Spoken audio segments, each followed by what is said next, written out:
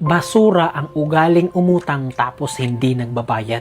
Hindi lahat ha, pero yung iba, lalong-lalo na kung may pambayad naman pero hindi ka binabayaran. Kasi pasensya na, hirap ako ngayon. Hindi ko pa kaya, next week na lang. Kung ano-ano pang script ang binibigay nila. Pamilyar ba? Kasi bakit? Ito yung script ng every borrower. Pero hindi lahat marunong tumupad.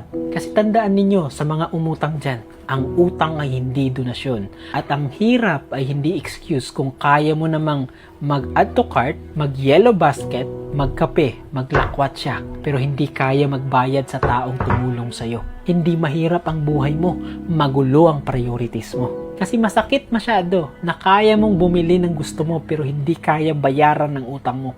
Hindi ka nangangailangan ng aabuso ka. So tandaan mo to, hindi nakakabawas ng dignidad ang mangutang ha, pero grabe ang binabawas ng hindi nagbabayad. Pero grabe ang ibinabawas sa pagkatao mo kapag hindi ka nagbabayad. Hindi ka kasi considerate, hindi ka nahihiya.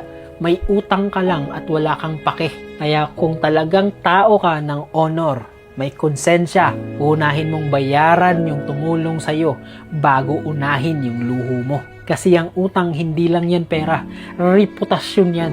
At pag nawala yan, wala nang maniniwala sa next time. Kaya tandaan, ang tunay na mahirap hindi yung walang pera, yung walang word of honor, yung mangungutang ka pero hindi mo binabayaran at kinakalimutan mo na lang. Kaya kung may utang ka, bayaran mo. Kung hindi mo pa kaya, i-update mo. Kung may pera ka para sa luho, dapat kasi may pera ka para sa obligasyon mo. Kasi sa dulo, hindi amount ang binabayaran mo. Tiwalang hiniram mo sa taong inutangan mo.